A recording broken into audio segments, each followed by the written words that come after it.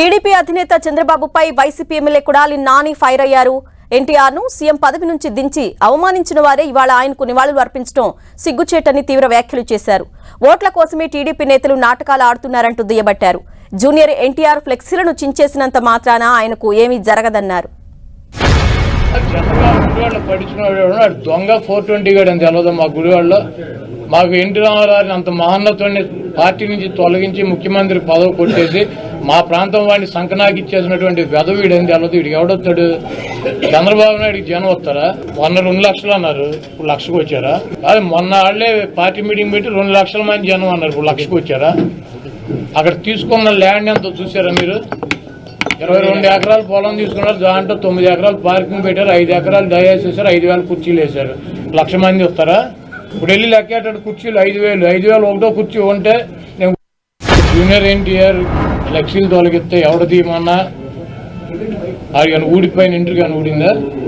వాళ్ళ నీచమైన బుద్ధి. ఎన్టీ రామారావు పేరు చెప్పి భజన చేసుకునేటువంటి కుటుంబ సభ్యులు ఎన్టీ రామారావుని పెద్ద ఎన్టీఆర్నేమో చంద్రబాబు కోసం దించారు.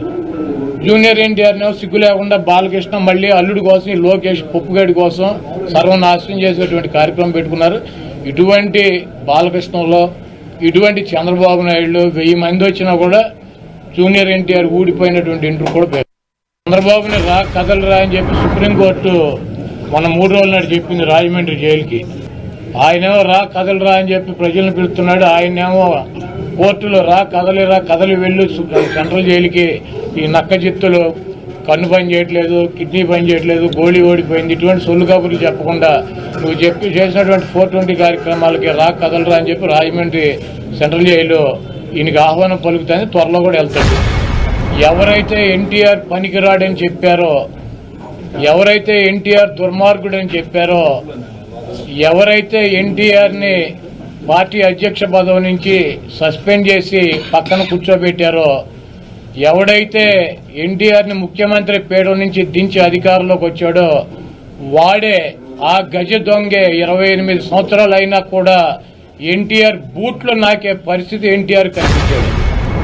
పదవి కోసం ఆయన పేరు చెబితే 4 ఓట్లు వస్తాయన్నటువంటి ఉద్దేశంతో ఆఖరికి చంపినటువంటి వ్యక్తులే, పదవి నుంచి తొలగించినటువంటి వ్యక్తులే ఆయన పొగుడుతూ కీర్తిస్తూ ఈరోజు తిరుగుతున్నారంటే ఈ రాష్ట్ర ప్రజలు ఇటువంటి వ్యక్తులను ఎటువంటి నక్కజిత్తుల వ్యక్తులు కూడా మన రాష్ట్ర ప్రజలు అర్థం చేసుకుంటారు. ఇటువంటి చంద్రబాబు నాయుడిని ఈ రాష్ట్ర ప్రజలు తెలంగాణలో పూర్తిగా నిర్మూలించారు. ఆంధ్ర రాష్ట్ర ప్రజలు కూడా 2024లో నిర్మించడానికి సిద్ధంగా ఉన్నారు.